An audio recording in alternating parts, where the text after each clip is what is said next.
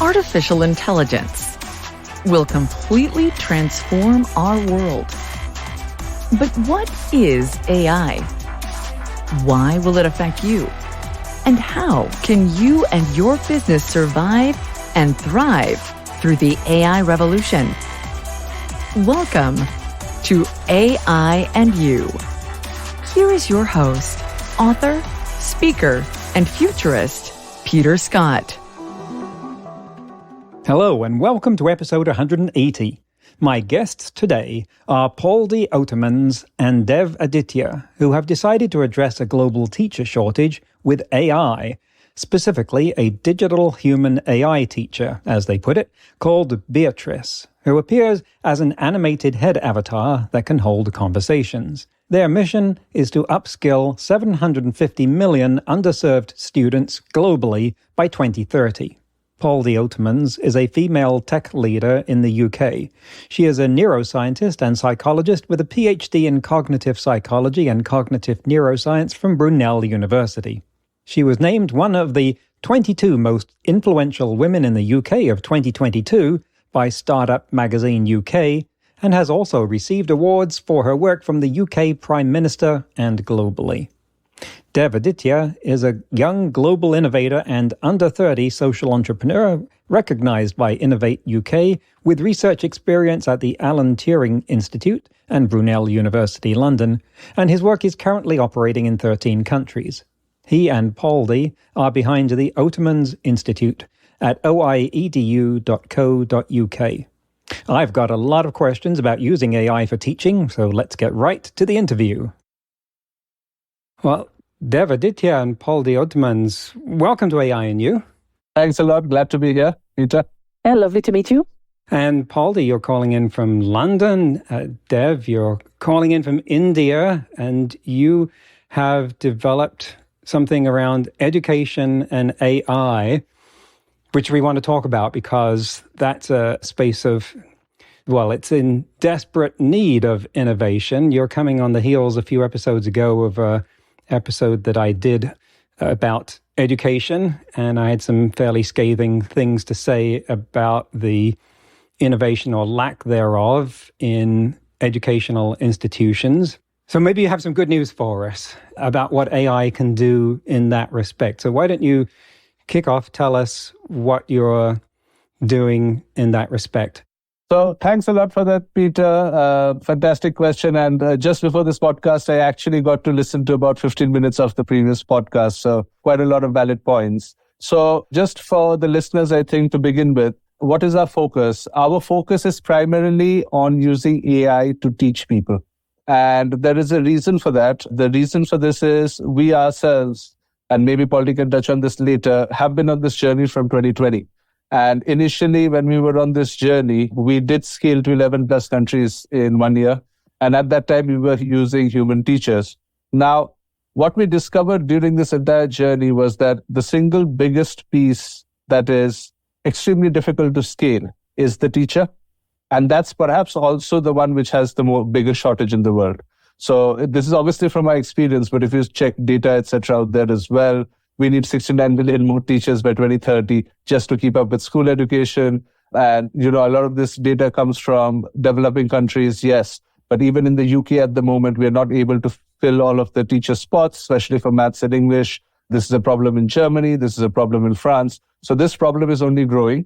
And it has been expedited also by the post-COVID sort of scenario. So I'm not saying that AI is here to come and replace anybody. What we are trying to say is there is a shortage of teachers. And for those primarily to begin with, who can't access teachers or who can't access teachers to the tune of how somebody who is from a privileged background can, they need additional support. And with the advent of generative AI, with the advent of so-called machines finally able to get into the realm of language, this has really become possible. And that's one of the technologies that we use to build our generative AI fine-tuned language models and our products. And possibly the world would know us best for Beatrice and our other digital human teachers, which are essentially avatars sitting on top of language models and other proprietary technology that can teach people. I don't know, Pauldy, if you want to add something there. I think that has described us in a nutshell. So the only thing I would add is that when we are developing our products and continuously fine-tuning, not just the AI models, but also the looks and the usability, we have a very research-focused approach. So we look at our products very much from a user-centered design perspective and run a lot of proper research tests with participants internally and externally to get more feedback and to further improve as we go along all the time. So, Pauldy, if I can ask you first, because you've got the pedagogical background and maybe you can tell us some more about your experience and credentials in that respect.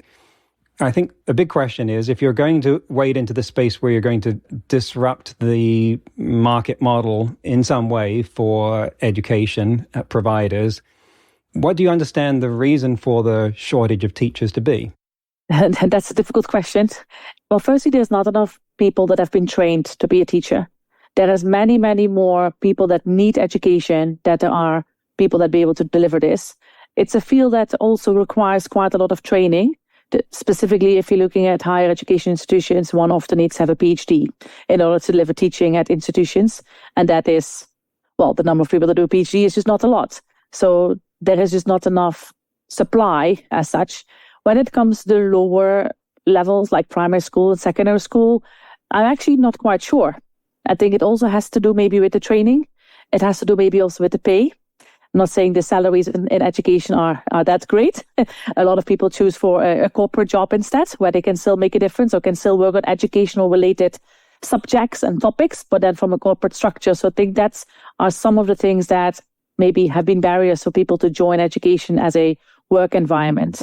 And I think, again, AI can be definitely playing a role here to support all those learners who need it the most. And if I may add to that, Peter, just 2 points. I'll just quote some other data out there, so which are may not be direct factors, but certainly indirect factors. A lot of teachers are certainly leaving the job also post-COVID. And this has been a tendency in a lot of countries. And this is because of the immense stress that they went through during COVID as heroes to, take society through that period. So that is also causing a higher churn. That's one. And I'm just touching on the other point that you talked about, the word you used, disruption. Sure, we can disrupt, existing industry as such. But for me, how I look at disruption is 2 parts. You either give something to a population which is, give or take, 10x cheaper or more efficient than their other predecessor or the alternative that they have, or you reach a population who haven't had access to that sort of property in the first place. So where we started off, and I'm not saying that's our core GTM at all, but where we started off, we have identified there are close to 750 million learners in the world today who don't, quote unquote, don't have access to a teacher. And we have taught in, countries like Malawi, we have taught in Iraq, in refugee camps in Kurdistan, etc. They don't have access. But one thing that they have access, and it's really, really growing exponentially, and that's how we actually taught 30,000 of these learners, is internet and mobile. So it's not the computer, it's not a tablet, people try to give them tablets, etc. That sort of works, but every family has a mobile which they use for a plethora of things. So that's very central to them, maybe a 2015 model. But that mobile is there and internet connectivity is really getting into the realm. And in some places, it's actually better internet than we have in the UK. So I think we want to get onto some of the economic model here, because one of the things I want to make sure that we tackle up front is whenever we're talking about AI being used to augment a role, a function that people do, there's concern that it's going to displace jobs. And I know you've already said that's not going to happen, but I know that there's concern out there already about that. And teachers are, let's be clear from my point of view, absolute heroes. And I know you're saying the same thing as well. If you ask me to weight kindergarten teacher versus media lawyer, those salaries ought to be swapped. No question about it. I think it's a travesty that those compensations are weighted the way they are.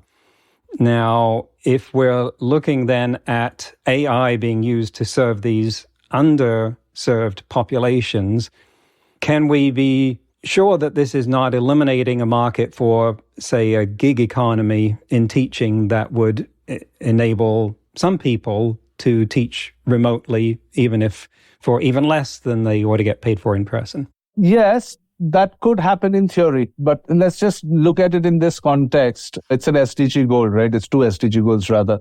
And for the last 25 years, they couldn't solve this problem. It's a big problem. And gig economy may or may not be able to solve it, although internet could help. But there are two other things that we need to be very, very cautious about. Number one is quality control. And in the way or in the systems that we have today of teaching anyway, I would argue quality control is almost impossible because no two human beings teach in the same way. However, you have QA, etc. in bigger institutions.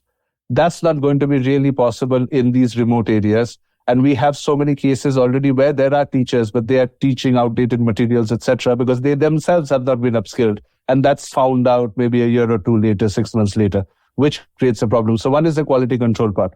Secondly, one could argue there's ethics behind AI and all of that, which we can look at clean data and keep sort of supporting. But if we have a gig economy model, you're also talking about a gig economy model where people come in and teach vulnerable groups.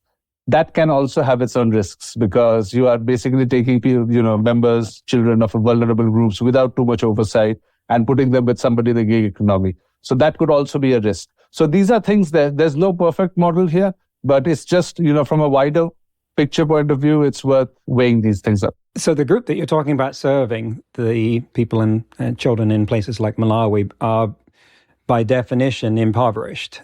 That implies there's not a lot of money in this space. And so an AI startup would tend to ignore that as a market because AI startups are about making as much money as possible.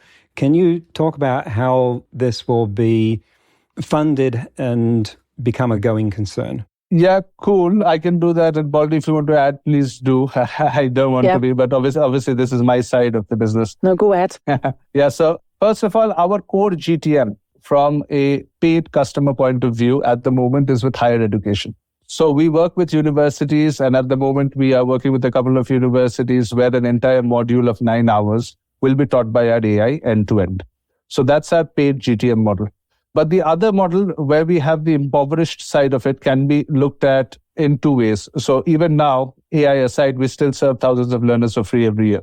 Now, the two ways we can do this is, number one, we have worked with governments, we have worked with NGOs, we have worked with UNICEF. So it can be a paid model through them because at a unit economic level, it actually is cheaper to reach them like this than rather than building brick and mortar schools, training up teachers and putting them in these regions. So that's one model. The second model is the model of the data. So there is obviously a value of data. We all know that. And most companies will perhaps take that data from us for free. Now, if we are weighing in the data that these interactions are giving us, that value can compensate for giving this service to these people for free. Because then it becomes something like a barter system where you don't have the money to pay, but you're giving of something value to this model, and the model is in return teaching you for free, never taking a penny from you. So that's another way of doing it. Thank you. And certainly to clarify for anyone listening, I wasn't implying how are you going to get rich off this, because it doesn't sound like the sort of thing that you're in for the money. In fact, Pauldy, can you tell us how the idea, the inspiration for this came to you, what the driver was? Yeah, I'll try to keep our history as short as possible because it's been quite a few months or years now that we have been on this journey. We wanted to teach underserved communities across Asia, and Dave and I had traveled there, taught different students, different teachers as well, and talked to lots of different people in the education sphere. And we really enjoyed that. And we set up our own employability curriculum on transferable skills because we found there was a great lack of this in the area. People were not getting a job. People were not getting employed. And we thought, here is something that we can support. And as Dave said, very rapidly, we scaled and we're in 11 countries in the scope of a year. And we did that by using a lot of human trainers, and we had to go online due to the pandemic. And then we thought, well, this is great, but this is not sustainable. We have to keep finding new trainers. We have to keep training them, the quality control. As they've said, no teacher is the same way. If we teach today and I teach tomorrow the same topic, everybody's going to find it different. The way we engage with the learners, even if the curriculum is the same, the entire experience will be different. And we said, this is not scalable. So how can we then scale this great thing that we have developed and still reach all these learners without having the need to keep adding more and more trainers and then probably losing oversight? And that's where we thought, well, what about technology? And the closest we could think of was AI, artificial intelligence, human intelligence. So we said, let's give this a go. And then in early 2021, we had our first MVP that we tested with underserved learners, and they really loved it, which, well, we hope that was the case, but they really said that they found Beatrice, our first Beatrice model, to be really human-like. And that was something that is very important to us, that our digital human teacher is human-like, that they showcase warmth, empathy, compassion, that they encourage you as a learner, they motivate you, they really have an interaction with you. And it's not just, here's the content, I'm just teaching this to you, and that's it. No, it's very much a two-way stream. So that's us, I think, in a nutshell, to where we started with having our first product sort of semi-launched. What's it like to interact with Beatrice? This is an audio podcast, so paint us a picture. What would we see here and experience with Beatrice? As a user, you would log into the platform on either a mobile phone or a desktop, and Beatrice would come up in the middle of the screen, sort of top to sort of whole face showing, and she would interact with you by first saying, "Hi, I am Beatrice. Who are you? Welcome to the session." She first wants to get to know you a little bit. So, what's your name? Where you're from? What would you like to learn? And following that, you have chosen a topic that you would like to learn, let's say CV writing. So she will teach you step by step on, let's say, the theory and the background behind the CV, and then guide you to how to write that CV. You can at any point raise your hand, like your virtual hand, so to speak, like you can do in Zoom and Teams and other platforms, that you can interrupt her and ask her a question. And you continue the dialogue until you are ready to continue with the lesson, and you press continue lesson. She will also ask you questions because she wants to know whether you understood what she was talking to you about. So at the end of each sort of subsection, she will ask you questions about the content that she just taught you. And if you're not really understanding something, she will then, let's say, go back and sort of teach you that again in the form of new content. She will ask you questions in terms of MCQ. She asks you open questions. And so basically together with you and Beatrice, you go on a journey together to learn about, let's say, CV. And at the end of it, you should be able to then really write your CV, and you can ask her for feedback as well. So one example is that, let's say you have no idea really what you want to do, but you think, I've seen a sales job out there. That's maybe something for me. So I'm going to apply for that. But you have no experience whatsoever as sales, but you need to give it a go. So you may ask Beatrice, well, Beatrice, I'm going to apply for a sales job, but I don't have any experience. What on earth do I need to put on this CV? How can I showcase myself? And because she has been interacting with you, she may know that you have done a PhD. And like, okay, but let's say, Dave, you've done a PhD. You must have done many presentations there, either at a conference or internally to your team. You can showcase presentation skills on your CV because that's definitely something you need in a sales job. So that way, you can work together really with her. And at the end, you would then get a certificate if you've completed a lesson. So that's sort of how the journey would look like from a user point of view. You used a term there that sounded like MCQ. Is that right? Can you define that? Oh, sorry. Yeah, I should have said that. Multiple choice questions. So that's part of it. Yeah. Thank you. In a nutshell, what we hope to mimic and what we are already doing is mimicking a one-to-one lesson with, let's say, somebody like yourself. If you were the teacher and I was the student, how would that interaction be as a human to human? That's what we're trying to do. So obviously they would have a chit chat. They would get to know each other. Over time, they would develop a relationship and the teacher would ask questions. It's just not a Q&A bot and vice versa. So that's what we're trying to mimic. Got that. It's like you having a one-to-one with someone via Zoom. Right. Or Teams or whatever platform. So I wanted to pick up on that. You've been describing what was a one-to-one interaction between the computer and someone who was an adult there, post-educational, entering the job market. And the context that we were talking about this in initially, I was getting more visions of a group of children in a village somewhere crowded around a computer. Can you reconcile for me which markets you're aiming at? Yeah, so our Beatrice or our digital human teachers is always one-to-one. So if you remember, we mentioned the mobile phone. So it's always going to be a one-to-one interaction between the user. The reason we brought up the entire part about underprivileged children is because that's one disruptive market that we touch. But our GTM is universities. But even when we work in Malawi, for instance, when we work in Iraq, when we work in Sri Lanka, etc., our mode of interaction between Beatrice and the student is always one-to-one. It's a one-to-one reaction. Got that. Another term I need explained. GTM? Go-to-market strategy. Thank you. Yeah. So we were all disrupted last November with large language models taking an enormous leap to provide experiences for practically anyone that wanted to connect to them.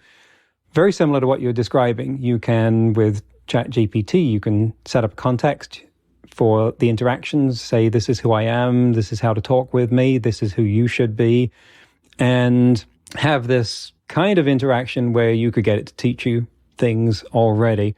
How are you differentiating what you're doing from what I can do with that? Dave, I think you should take this as you are AI architect in the team. Yeah. See, we are considerably different. So when you first interact with ChatGPT, it's more of a prompt-based interaction, right?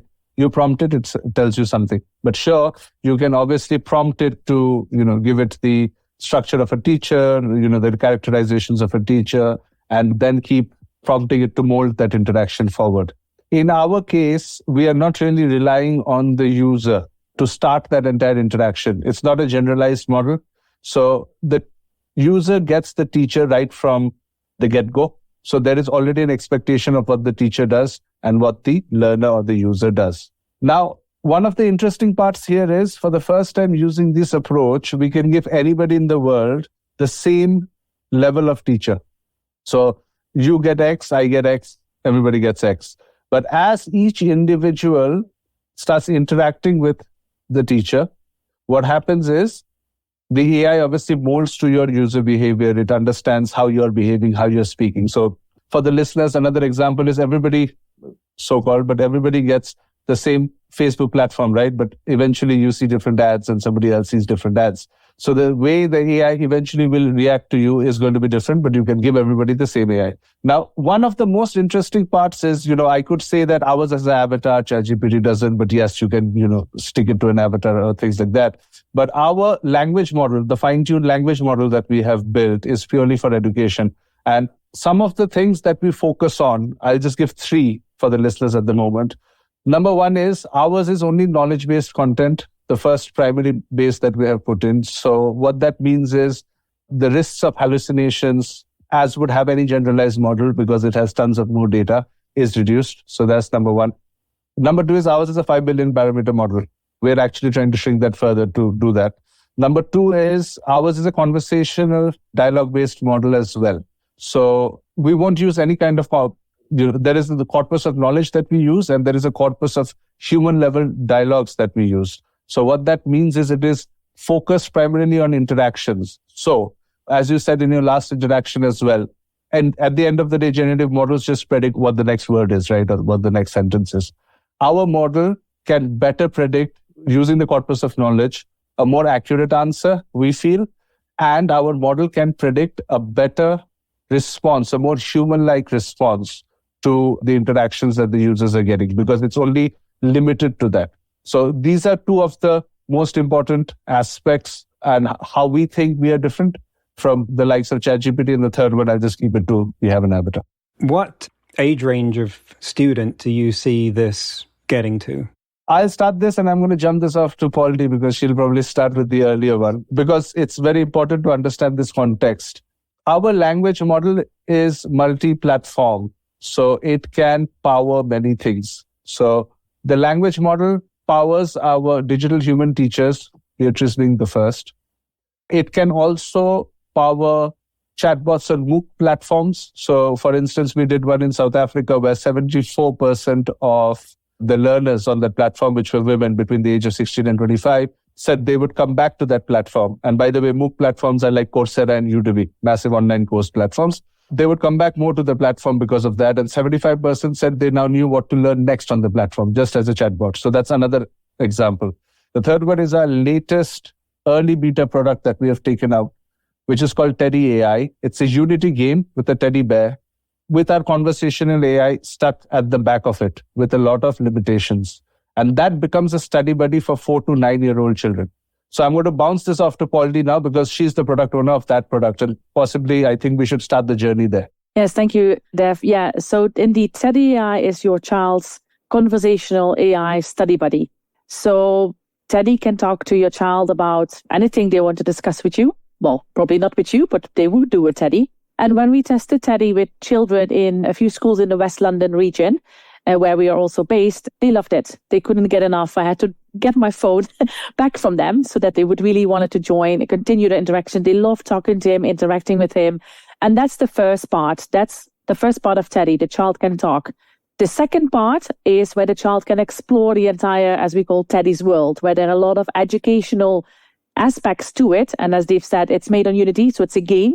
So there they can, in a conversational way, also learn about different topics that is all mapped to the UK primary school curriculum. So we followed the guidelines published by the UK government and created a lot of educational aspects and features in that. So continuous learning for the child outside of school.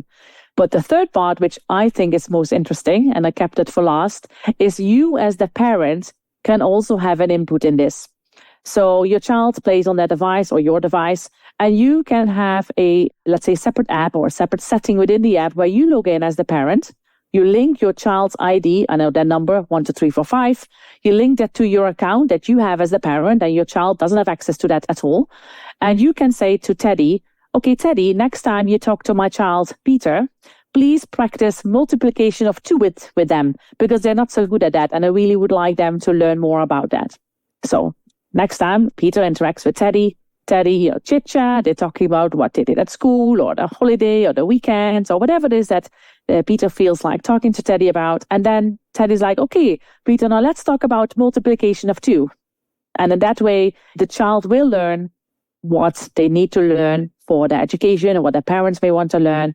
And that is something that we have recently added. And I think it's quite fascinating, I think, and it's quite useful.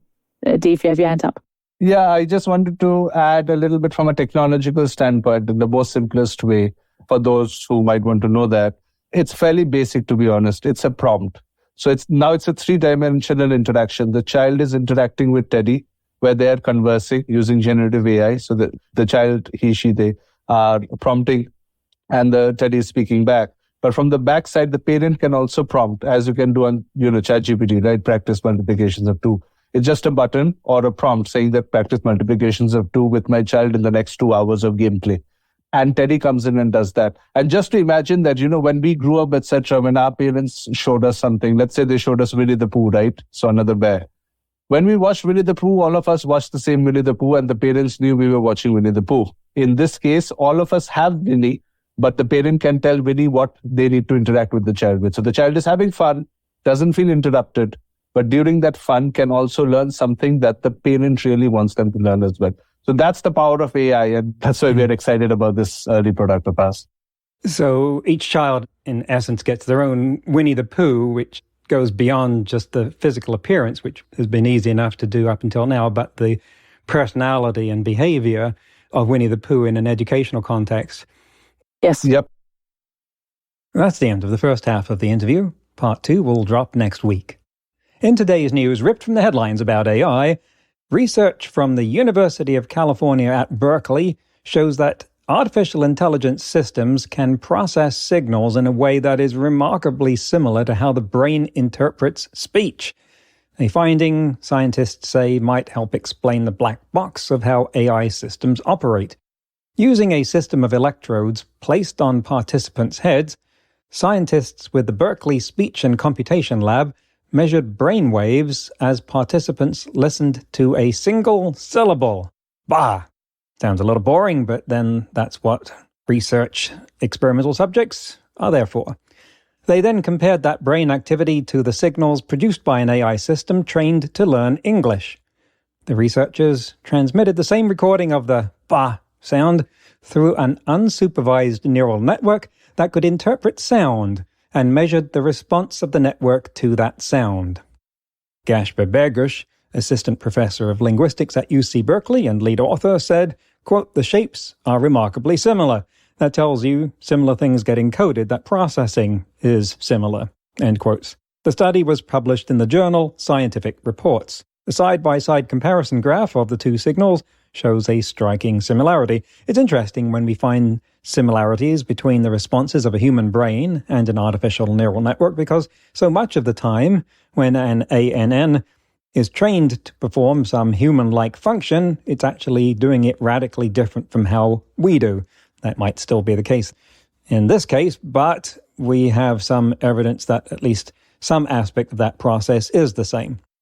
Next week, we'll conclude the interview and get into the details of how the virtual teacher works. Dev and Pauldy's definitions of teaching and learning 1.0, 2.0, and 3.0, and the experience of interacting with Teddy and the science behind these virtual teachers. That's next week on AI and You.